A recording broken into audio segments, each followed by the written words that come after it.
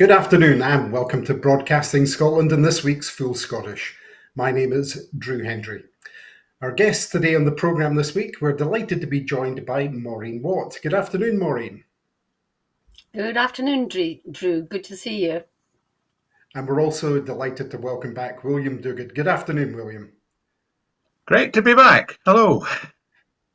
Well, to start with, as usual, we'll begin with the Middle East update. At least 56,412 Palestinians have been killed and 133,054 wounded in Gaza since 7th October 2023.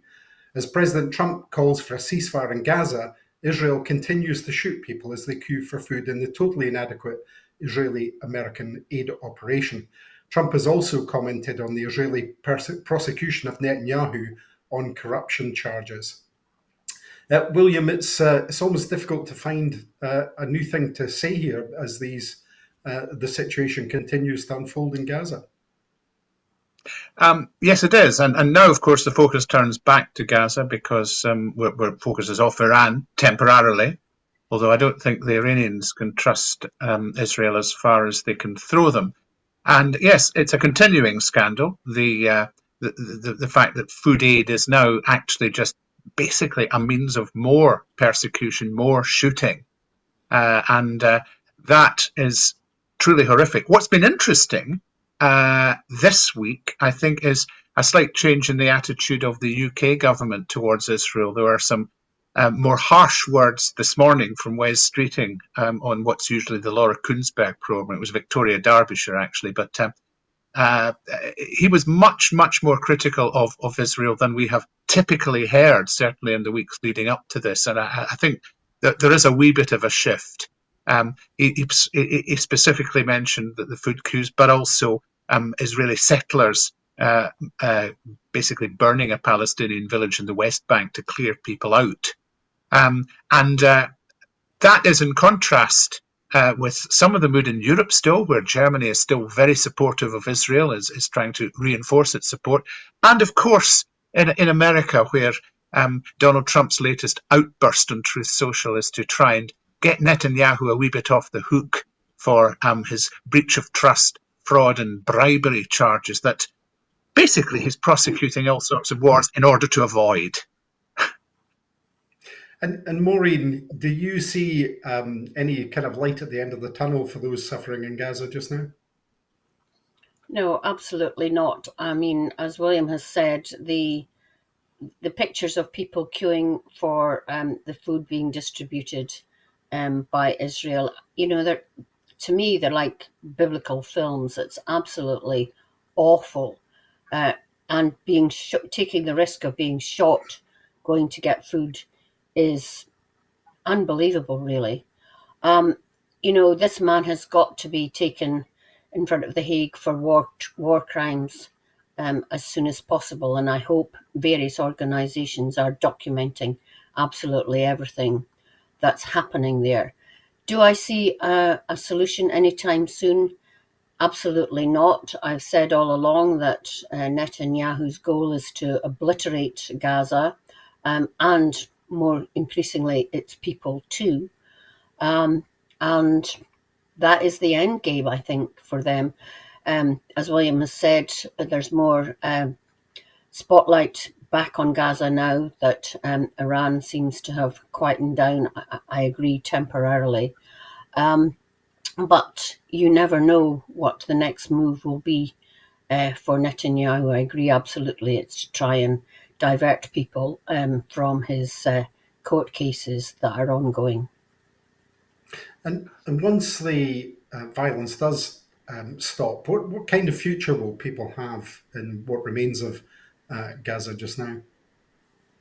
I can't see any enlightened future for them at all. I agree that Israeli settlers will increasingly move into Gaza. I watched a programme about that earlier this week. The ultra-right Jewish settlers are, have been eyeing pieces of land in Gaza for months and months now. And that will be their aim, to go into Gaza and drive the people to the sea. So there has to be some sort of negotiation and settlement about what Palestinian people are to do and where their future lies. How much do we hear now talk of a two-state solution or anything like that? And we don't hear anything at the moment about what sort of negotiations are going on. I do think it's for the Middle East to sort out the Middle East problem. But of course, Trump is so keen on getting this Nobel Peace Prize that he'll do anything to try and take credit for any peace negotiations throughout the world, as we've seen. So I think the future is still very uncertain. Well, the other war that's raging just now is in Ukraine. It's day 1,222 of the invasion of Ukraine. And Ukraine's top commander said on Saturday his forces faced a new onslaught against a key city in the eastern front of its war against Russia, while Moscow said it was making progress in another sector farther southwest. Russian troops are focused on capturing all of the Donetsk region in eastern Ukraine, and the city of Kostantinivka has been a major target. Ukrainian forces have for months defended the city against fierce assaults. Top Ukrainian commander Oleksandr Syrsky said the area around Kostantinivka was gripped by heavy fighting. The enemy is surging towards Kostantinivka, but apart from sustaining numerous losses, has achieved nothing, Syrsky said. The aggressor is trying to break through our defences and advance along three operating sectors. Russia's defence ministry, in a report earlier in the day, said Moscow's forces had seized the village of Chervona Zirka further southwest near the administrative border of the Dnipropetrovsk region. Russia's slow advance through eastern Ukraine, with Moscow claiming a string of villages day after day, has resulted in the destruction of major cities and infrastructure. Russia's culture minister Olga Lyubimovka arrived in North Korea on Saturday with a 125-strong delegation of performers. Lyubimovka said that thanks to agreements reached between Russian President Vladimir Putin and North Korean leader Kim Jong-un, cooperation in the cultural sphere between our countries has reached unprecedented heights. She said a series of concerts and lectures would take place in the North Korean capital in the coming days. Since Russia's invasion of Ukraine, Moscow and Pyongyang have drawn closer together, with the two leaders signing a treaty including a mutual defence pact.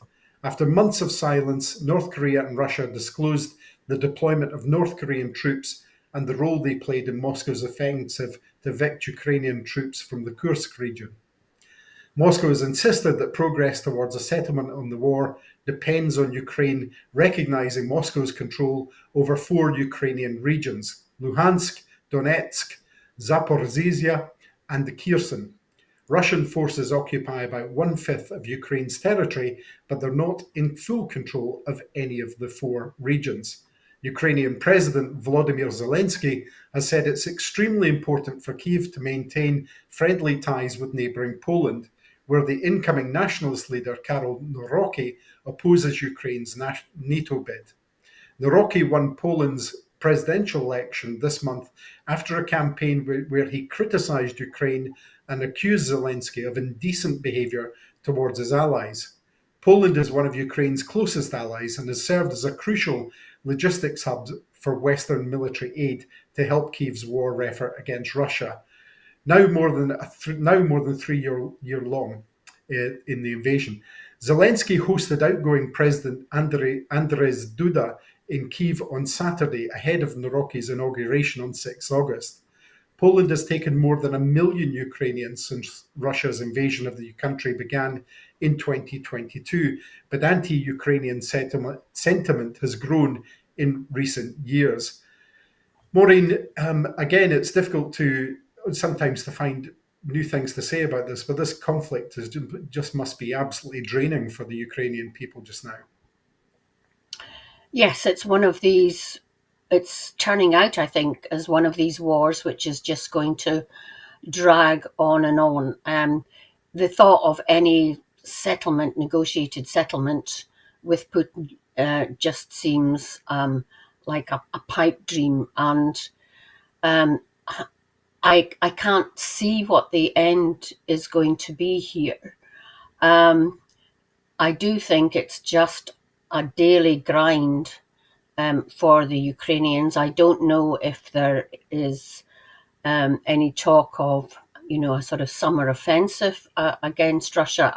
The ingenuity of the Ukrainians never fails to amaze me, and their dogged determination to hold on to their land and to hold on to their nationhood of Ukraine against Putin, thinking it's rightly a part of Russia, is absolutely astounding. And they've got to do that, otherwise he will run over all of Ukraine, and then what next, or who next? Perhaps Poland. I think the change in leadership in Poland is interesting and will have to be watched, because, as you said, Drew, it's a key conduit area for Ukraine's defences from the West. So it doesn't seem, as we go into summer, that there's going to be any initiative on Ukrainian side or its allies over the summer. So, as I say, it just seems to be going to be a long drawn out war. And William, how concerned should Ukraine be about the change in leadership in Poland? I think any change that sort of it's like little margins, isn't it? Any change that sort of changes the odds against you is likely to be tricky. And obviously, Zelensky's rhetoric is trying to sort of repair any possibility of that being to Ukraine's disadvantage. But it's still, I think Ukraine is under fairly intolerable pressure at the moment, and although they are tolerating it very well, and they do have extreme doggedness, as Maureen said, the question right now in the war is just how many men are Russia prepared to throw at this, and they may be getting extra from North Korea, and will that tip the balance against whatever aid is able to get in there from Europe?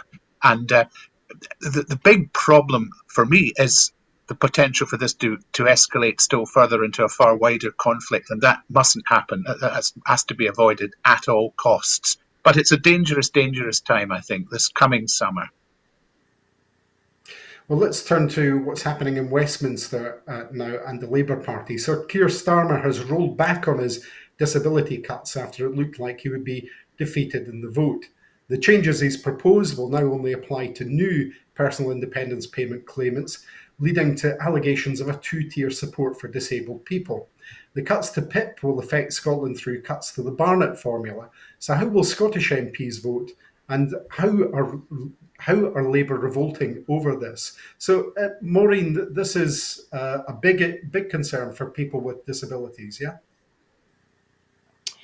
It absolutely is. I mean, people on disabilities and on disability benefits like PIP must be very worried at the moment, especially if there are any change in their circumstances, which might lead to less in their payments.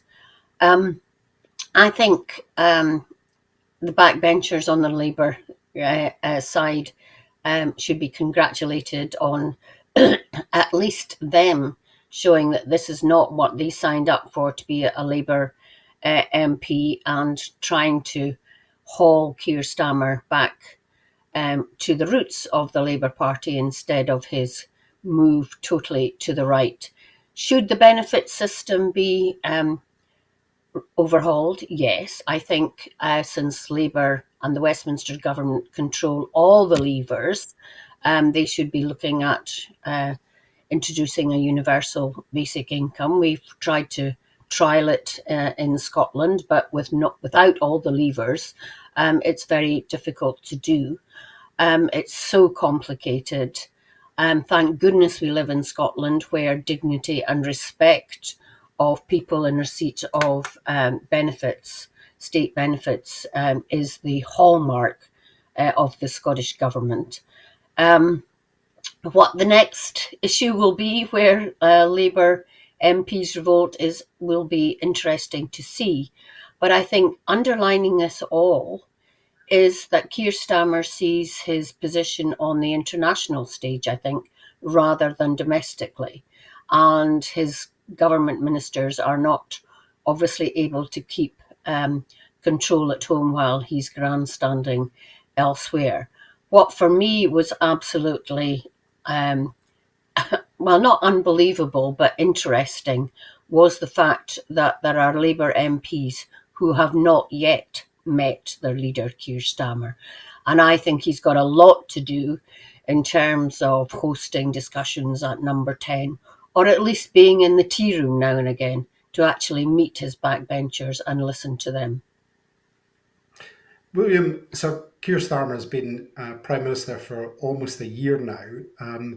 We've heard from Maureen that disabled people will be rightly concerned about this, but how concerned should Sir Keir Starmer be about his position within the Labour Party at Westminster just now?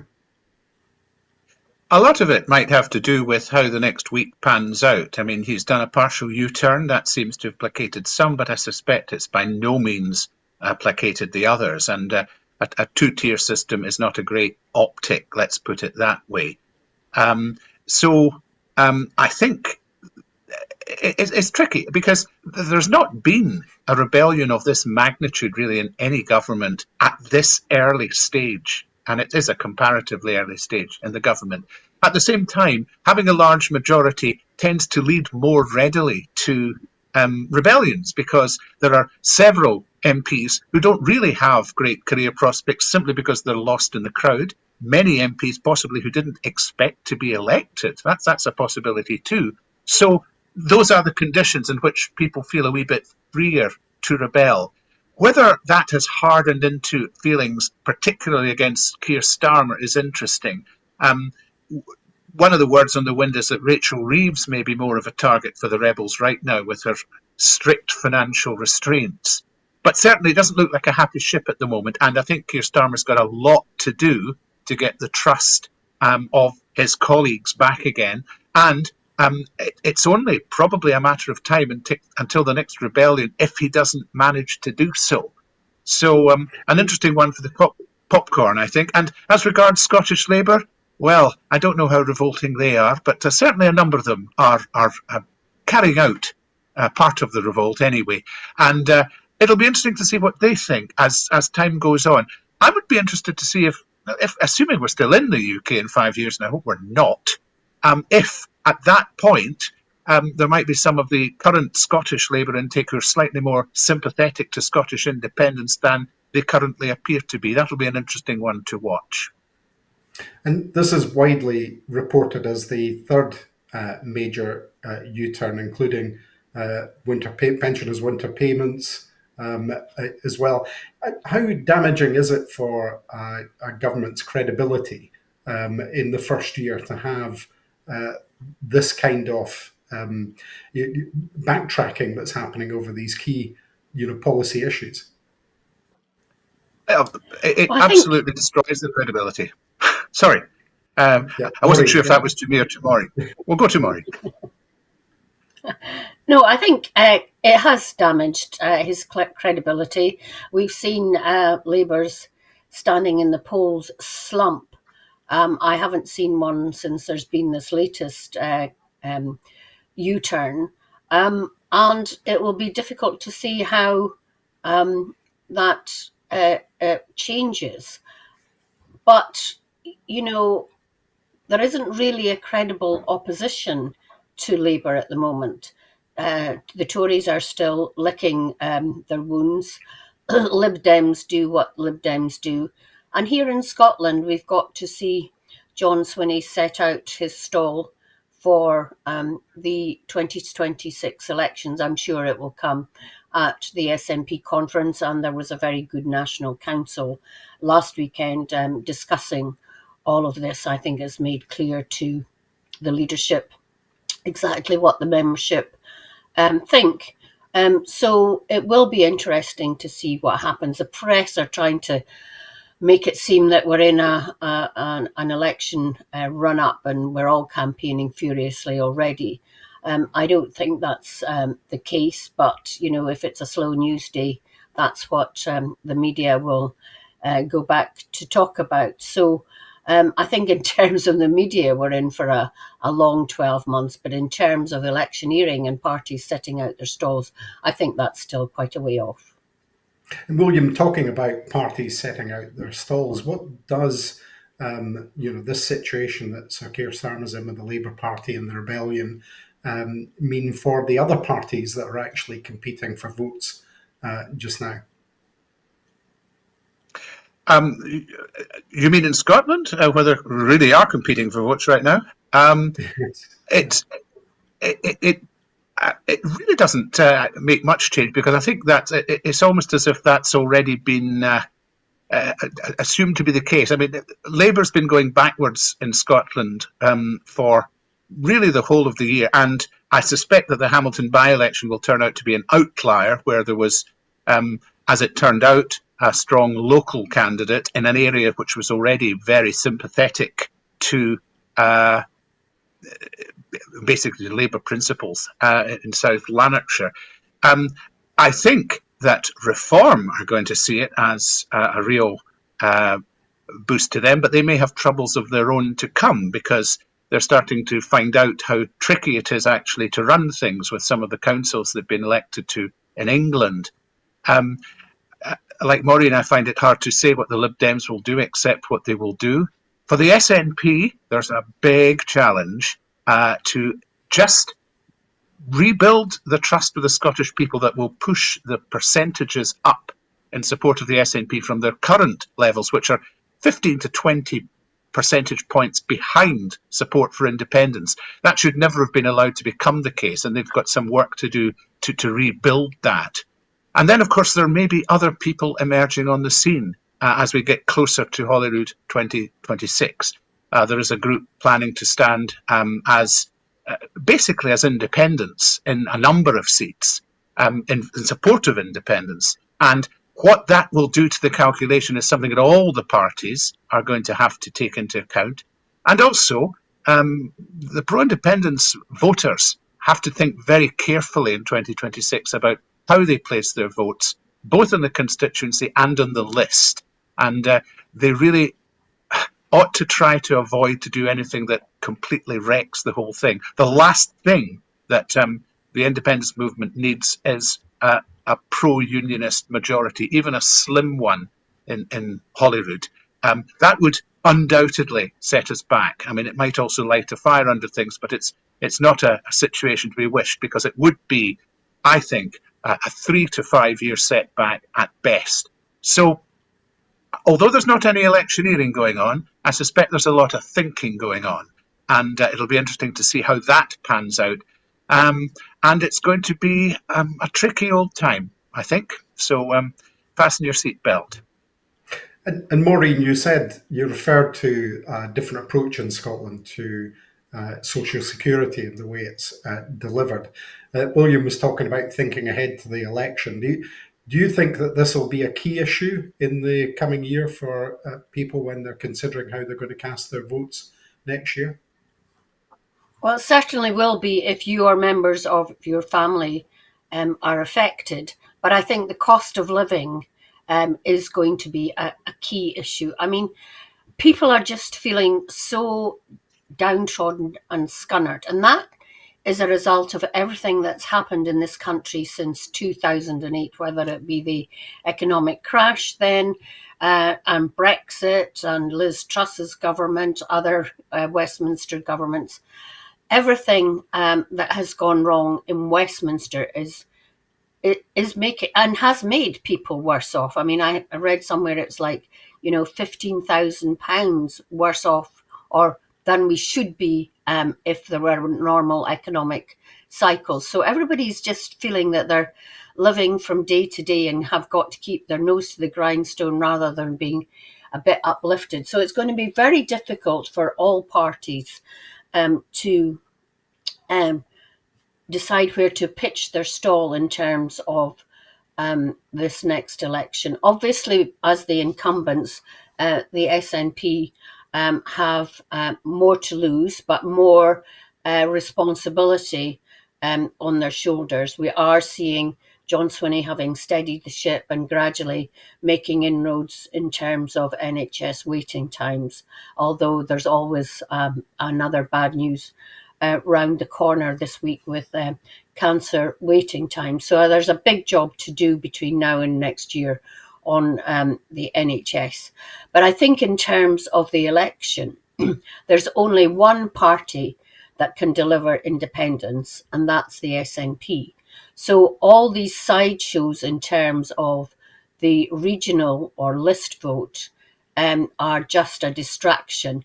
It's got to be both votes SNP. Both votes for the SNP can deliver regional votes even when you have won all the constituency votes, as we found in the Northeast. I think it was in the 2011 election. So, as I say, the only party with any game in town in terms of delivering independence is the SNP. The rest are a sideshow. And I think that message has to get over loud and clear. Okay, well, let's turn to the Scottish Parliament. Over 2 marathon sessions this week, the Scottish Parliament passed the Education Scotland Bill in a collegiate debate, which for many people highlighted the difference between Westminster and Holyrood. How do you think the new qualification authority and inspectorate will be received by teachers and pupils, Maureen? I suppose that is a kind of a wait and see question. Lots is made about the SQA, but the way that Scottish exam results are on a continuum from the lowest level through to a PhD level is one of the things that is good about the Qualifications Authority in Scotland. I think the Qualifications Authority has been always playing catch up in relation to curriculum for excellence. If I give the example of the foundation apprenticeships that many schools now offer pupils, which are widely respected and widely welcomed by parents, but I'm not sure, and I'm not sure other people are, where they sit on the SQA continuum is really important. So that kind of thing has to be spelt out to parents. So it's not all about gaining academic qualifications. The curriculum for excellence is about nurturing, rounded individuals who can contribute to society. And that is largely happening. And there's always this debate between qualifications and having people who are able to contribute to society when they leave school. And, before the COVID pandemic, Scotland had, and I think still has, the most positive destinations for our school leavers, whether that's going in directly into jobs, apprenticeships, and into further education or whatever. And that doesn't get the publicity that it deserves. And we haven't got lots of people, young people, languishing on the dole. One is one too many, in my view. And we've got to make sure that we look after the individuals who find themselves in that position. And I think Skills Development Scotland is getting a revamp. So I don't think all is doom and gloom, and the SQA just needs to do its job properly. Well, with the SQA gone and this new qualification authority and inspectorate, William, do you think that this will be a change that, as I said, will be welcomed by pupils and by teachers across the schools in Scotland? Well, I agree with Maureen. It'll be a case of wait and see, because it's not been set out exactly what the new Qualifications Authority will do. It's been given at this stage a fairly wide brief, but the obvious goal is for it to avoid the problems that did crop up with the SQA, and there were the big problems, but there was also a problem of trust and unresponsiveness occasionally. That those are charges that would be laid at their door, and maybe a wee bit of opacity in the decision making. So if the new qualifications Scotland body can get over these and can actually be a bit more collegiate in its approach with both teachers and I think there are students involved in this as well, so it becomes more of a collaborative effort. That would be good. It doesn't in itself do anything with regard to changing the way education happens in Scotland, but it would be a positive step in itself. But going forward, there is all sorts of opportunity for the new body to change quite a lot about the way how things are done. What sort of awards and possibilities there are for students as things evolve over the years, and so if they can bed down nicely, that'll be quite a positive step as well, I think. But it's a minefield because education, as with everything else, is an area of stretched resources. Everything in Scotland is about stretched resources, and we'll probably be hearing about the financial review a wee bit later on. So it will be a case of how to be innovative and how to do more with less and still be effective. And it can be done. It's done very effectively, I think, in the NHS, and there's no particular reason why an enlightened new body can't do it in Scotland with education. There's also, of course, the new inspector of schools who gets the opportunity to decide how frequently and in what way schools are inspected. And that's an important thing as well. That's a thing that's not gone well in England in recent years with all the Ofsted issues. So it's important that the new inspector carries out that responsibility in a way that takes things forward. And so we'll see where we are in about a year's time, I guess, and going forward from that. And sticking with you, William, do you think this new inspectorate is something that is something that needed to happen? It was a change that needed to be brought in to ensure that there's more transparency and response in the system? I think if it's used as part of the collegiate approach rather than a top-down imposition, that would be helpful. I don't really know enough about the education system right now to know if the inspection of schools was actually much of a problem under the SQA. But whatever, it's a fresh broom, and so it leaves open new possibilities. So that's all I can say really on that one. Okay, well, you mentioned there the financial situation, so let's turn to the Scottish Government's financial strategy. The Scottish Government announced its financial strategy and fiscal delivery plan this week, which aims to reform public services through efficiency and productivity savings. Now, how difficult will this be to achieve, and will it be enough to make up a shortfall in the block grant funding from Westminster in the UK, William? I think it will be difficult to achieve, but as I said before, there's room for innovation, and the Scottish Government and its various strands, various departments, has had to be innovative in the last few years. How can it be otherwise when your whole financial outlook can be completely tweaked by decisions over which you have no control, taken in another country?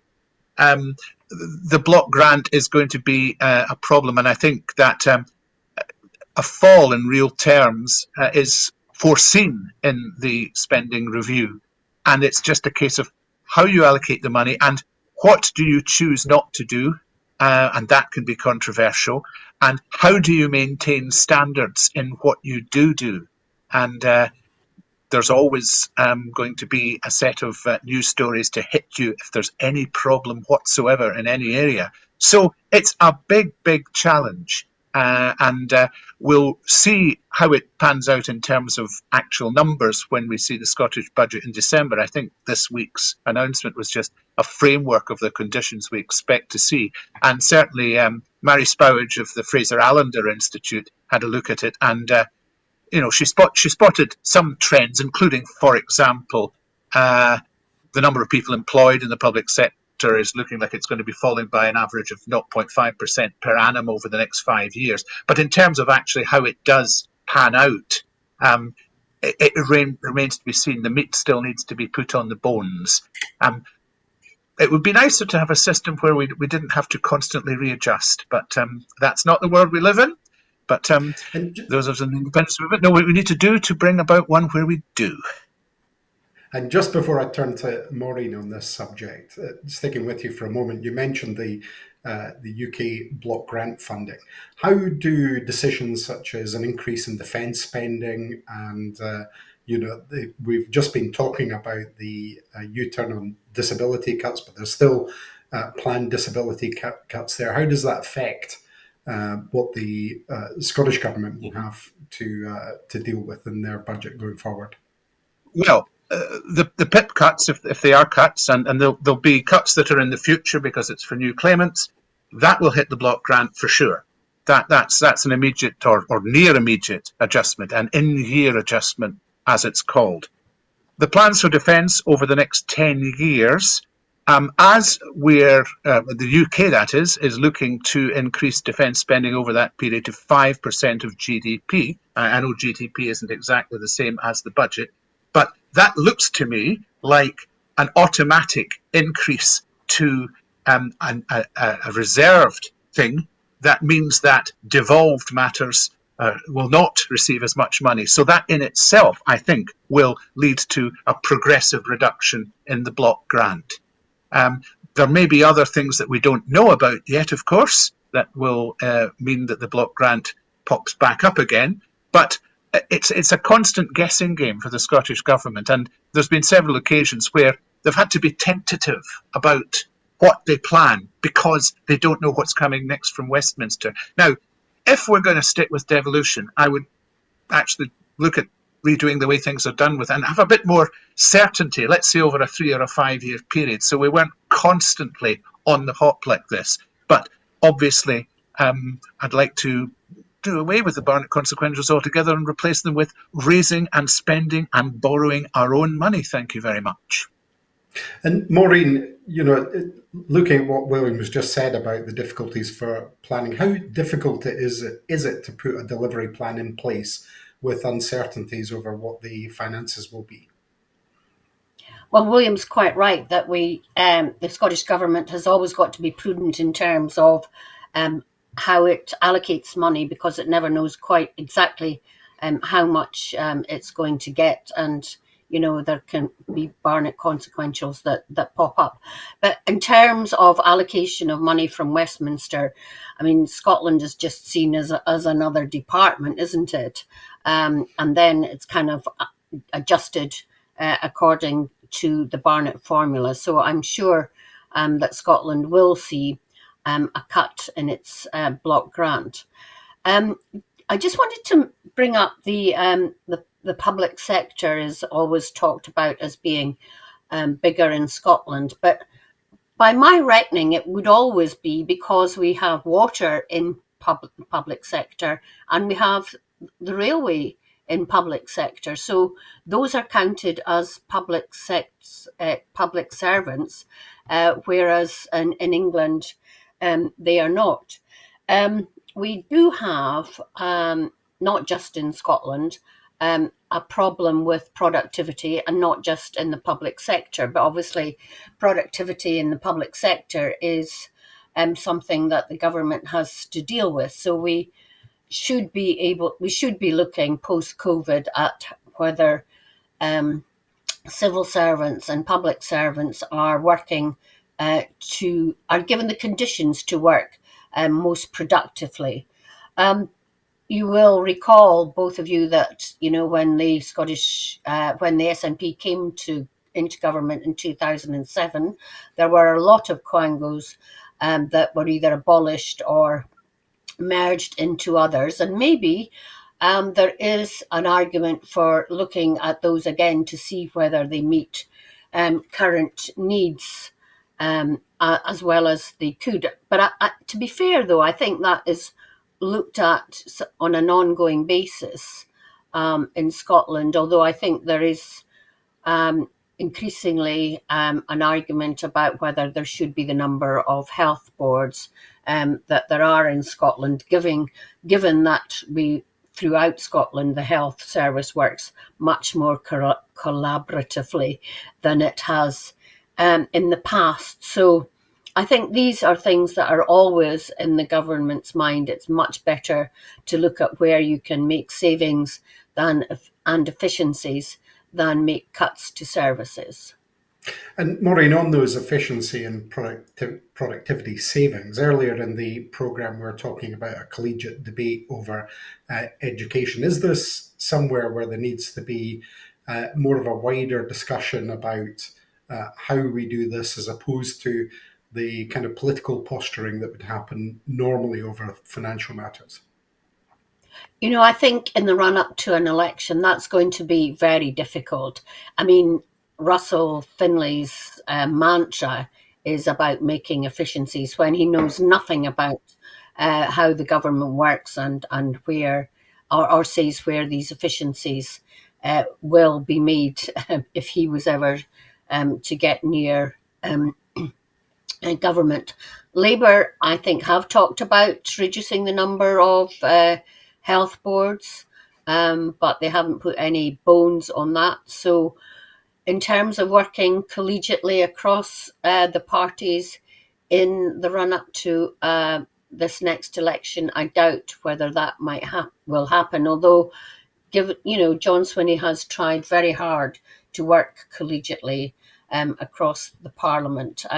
So we'll see if any of that does transpire in the next 12 months, but I hear my doots. And William, with the election in 12 months, are you the same mind that it'll be very difficult to get any consensus on how public services can be improved and how productivity can be boosted? I think consensus is always increasingly hard to find when there's political capital to be made from not having a consensus for certain parties. But I think we're over the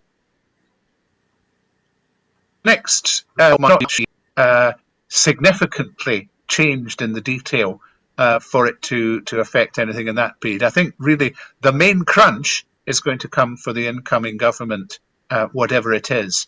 And it was good to see a collegiate approach to the education debate. We don't actually see a collegiate approach. I say this as a consumer rather than a participant, but we don't actually seem to see a collegiate approach as often as we might. And I think that is largely because of the polarisation of the country through the independence debate.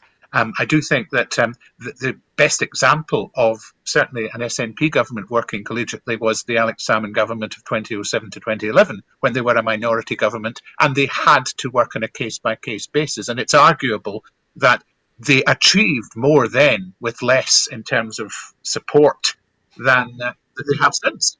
But others might disagree with that. But certainly that is the ongoing challenge. As long as we've got our existing constitutional and financial settlement, we're going to need to work together to make this place better. And opposition parties are going to have to have their own vision of what they see as progress rather than just bashing the government in power. Or we're not going to get anywhere. Simple as that. And Maureen, do we need to have a wider public debate about how the public services run in Scotland? I mean, you referred to the fact that there are, for example, publicly owned bodies such as, Scottish Water, and we have the ScotRail franchise and public ownership just now. But there's a range of other areas where there clearly hasn't been a wider public debate for a long time. Is that something that's that's overdue, and is it something that's possible? In Scotland, I don't think that's necessary. I mean, I don't think it's like the rest of the UK where so much has been privatised. I mean, people in Scotland definitely want their NHS to be in public hands. And, if it's like saving something like Prestwick Airport and all the jobs in an area of high unemployment like Ayrshire, then I don't think there's much quibble about those sorts of things. And I think basically in Scotland, we want to see services run by the public for the public. Now, if there is going to be a continued squeeze on resources from Westminster, then maybe that debate will become more in focus. And, along with that, the rise in reform. But if you speak to people and say, well, have you already taken out private health insurance with the possibility of reform being in government, they say, oh no. And I'll say, well, don't you know that that's one of the key pledges of reform? Then they begin to think. So I think maybe it will become more into focus as a debate as we go forward. But honestly, I do think, and I think there's a room actually in the political spectrum as well, to have that debate about just whether we want to keep what we've got and maybe even increase it in terms of public provision, rather than going down the privatisation agenda. I think that might be a good debate to have, but I don't see or hear much of a clamour for more things to be put into private hands. And I think anyone who's worked in the public sector and the private sector, for example, I worked in the oil and gas industry. The wastage in that industry was huge, but they had huge profits to cover those up. So it's not always private best, public worst, when people drill down to the nitty-gritty in that respect. And William, do you agree that sometimes privatisation isn't the way to make savings or to increase efficiencies? Maureen was suggesting there that actually there can be higher levels of wastage in a private system. Is that something you agree with? Yes, I tend to agree with that. Certainly, there's no place to hide in the public sector, whereas there's lots of things you can hide behind in the private sector. The private sector is essentially also about profit extraction and dividends for shareholders. And so a lot of the resources have to go to that, don't they? Or they wouldn't be shareholders. They wouldn't invest in the thing in the first place. So that's an automatic thing for me that works against the efficiency of privatised services. What's important at the end of the day is what level of service the consumer has, whatever it may be, and whether they can rely on that both staying in place and hopefully improving. And I am not convinced that much of the privatised services over the years has delivered anything like that. There may be lots more noise about what's going on, but very often it results in a worse service consumer, and particularly, for example, if you're not living in a big town or a city, maybe your service gets cut or reduced to the point where you can't adequately use it entirely. So I'm all for public rather than private. I think it's a myth that we've had for the last 40 years that privatisation is the panacea for everything. And we need to be thinking again. There needs to be a sea change, I think, in attitudes. And perhaps one final question on this subject for you both, perhaps starting with Maureen. Do you think there is room for a discussion around how we adopt new technology in order to make things more efficient and productive in the future? And is there actually a fear amongst people that new technology is not necessarily a good thing? I think AI can make a huge contribution. And I think the health service is one of those areas where AI can make a huge contribution. If you think, for example, on reading x-rays and mammograms and things like that, AI can do that better than the human eye. So if that frees up radiotherapists to do other parts of their job, I think that is just one example of where I can make a huge contribution in the public sector. So yes, the public sector has got to embrace it hugely. It does mean a high initial investment, and it's finding that money from capital spending to put in, but I think it repays itself hugely over the years. And it doesn't necessarily mean job cuts. It means making sure that people are employed in jobs where human interaction is absolutely necessary. So I think there are a huge number of backroom jobs that can be done by AI in the public sector, and I think we do have to embrace that at a quicker pace than perhaps we're doing at the moment, or seem to be doing. You don't hear all that much about it. So I think that should be key to any look at efficiency savings or productivity. I think that should be looked at hugely right now. Yes, I would more or less agree totally with that. AI is great, but as long as it's not used as a replacement for human beings, and as long as it can be used to enable you to enhance the frontline services, that's the key. Do all the backroom stuff much more efficiently, faster and accurately, and do things that humans couldn't do except over a period of time. But make sure that any savings from that go into the frontline so your overall service improves, and the human touch particularly improves, and people's interaction with it is a better one. Well, let's turn now to our final story of the programme and the Gypsy traveller discrimination. John Swinney has told the Scottish Parliament that policies historically applied to Gypsy traveller individuals and families were unacceptable, and he's formally apologised to those communities. That this discrimination happened as a stain on Scotland and policies which dehumanise and remove human rights from any group of people and can never be acceptable in Scotland. Maureen, you'll welcome this apology that John Swinney's made on behalf of the historical situation over Gypsy traveller abuse.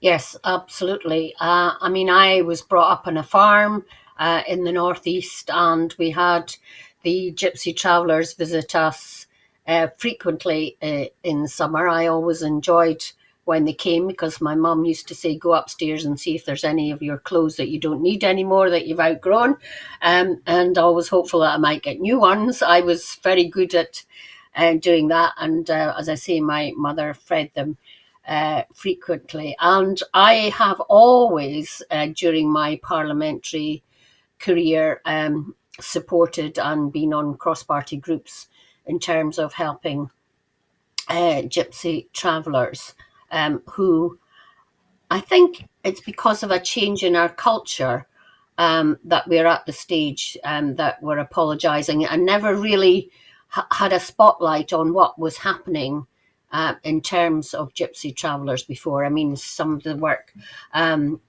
that David Davidson has been doing from the Alphaston Institute in Aberdeen in terms of Gypsy travellers has been very revealing. So I do welcome this, and I do welcome making sure, as Christina was another one who made sure that the plight of Gypsy travellers was brought to the fore in the Scottish Parliament. I was always, as a Minister in Education, worried about the education that Gypsy traveller children was getting, and I think that's something that still needs to be a focus, because it is very difficult making sure that Gypsy traveller children get the access to education that they deserve, like everyone else.